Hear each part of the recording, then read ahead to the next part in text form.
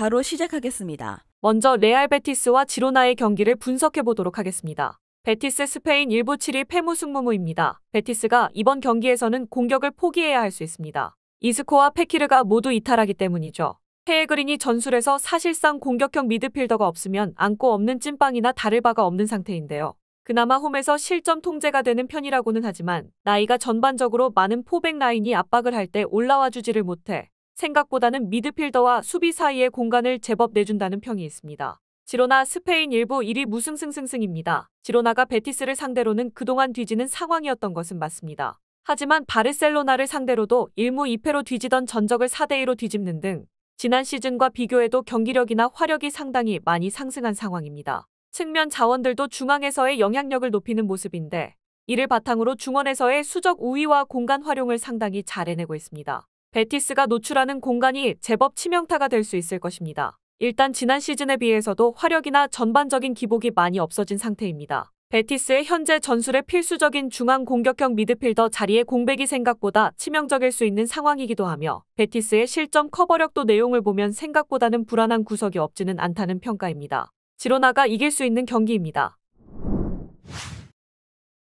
다음은 카디스와 소시에다드의 경기를 분석해 보도록 하겠습니다. 카디스 스페인 1부 16위 무무패무무입니다. 홈에서는 생각보다는 성적이 괜찮게 나오는 편입니다. 특히 4-4-2로 상대를 잠그는 모습은 엄청난 화력으로 1위를 차지하고 있는 지로나도 1득점으로 묶였을 정도입니다. 하지만 강호들을 상대로는 공격을 거의 포기하고 나오는 편이기 때문에 카디스가 소시에다드를 상대로도 실점을 통제하는 모습은 보여준 편이지만 결국 승부를 뒤집는 모습을 보여주지 못했던 것은 사실이었습니다. 소시에다드 스페인 1부 6위 무승승무무입니다. 올 시즌에는 쿠보가 제 몫을 드리블로 잘하는 편이라서 지난 시즌처럼 템백을 아주 못 뚫어내는 모습은 아니었습니다. 다만 오야르사발의 폼도 좋은 편은 아니고 올 시즌에도 마요르카 같은 팀들을 상대로는 원정에서 고전하는 양상이 있기는 했습니다. 수비적으로는 크게 걱정할 매치는 아니지만 소시에다드도 다득점을 100% 보장할 수 있는 상황은 아닙니다. 일단 올 시즌에는 쿠보의 온더볼로 템백을 나름대로 잘 공략하는 모습은 있기 때문입니다. 다만 카디스의 홈에서 펼치는 4-4-2의 견고함이 생각보다는 괜찮은 편이고 소시에다드도 여기서 예외라고 보기는 어려웠습니다.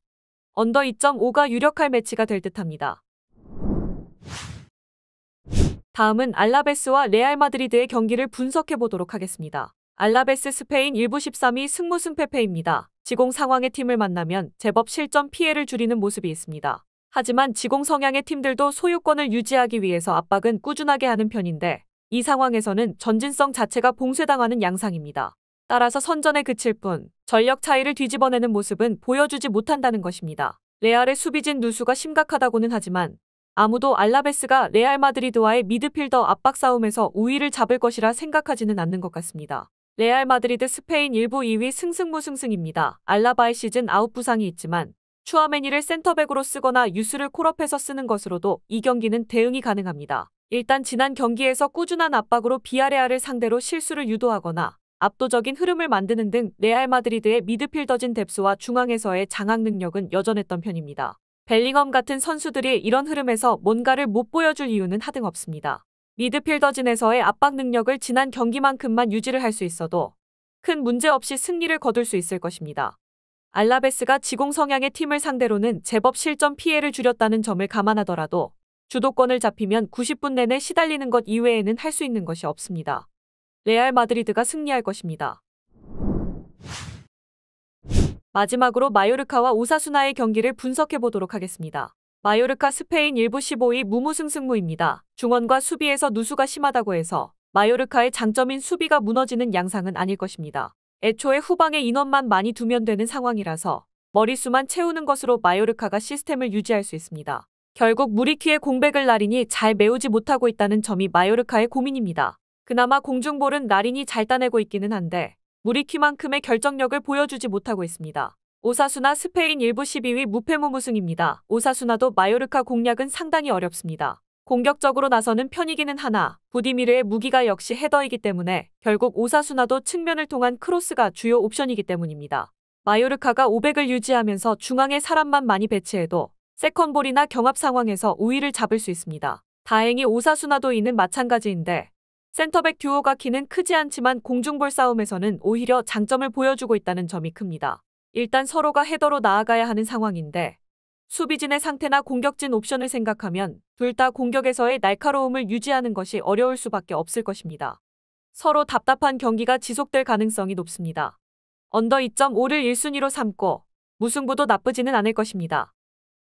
영상에서 알려드리는 내용들은 모두 1차 분석 내용들이며 2차 분석과 최종 조합픽은 영상 하단 고정 댓글 링크로 문의 주시면 안내 도와드리도록 하겠습니다.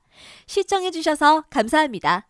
아직도 혼자 분석하고 계신가요? 이슬TV 스포츠 정보방에서는 실시간 스포츠 커넥션을 통한 소통하는 관리 시스템으로 확실한 수익을 전해드리고 있습니다. 정보방 입장 조건은 없으며 일반인들은 쉽게 접할 수 없는 배당 흐름 분석, 모든 경기 라인업과 결장자, 마지막으로 분석 모델링을 통한 최종 조합픽까지 무료로 제공해드리고 있습니다. 물론 마음에 안 들면 둘러보시고 나가셔도 됩니다.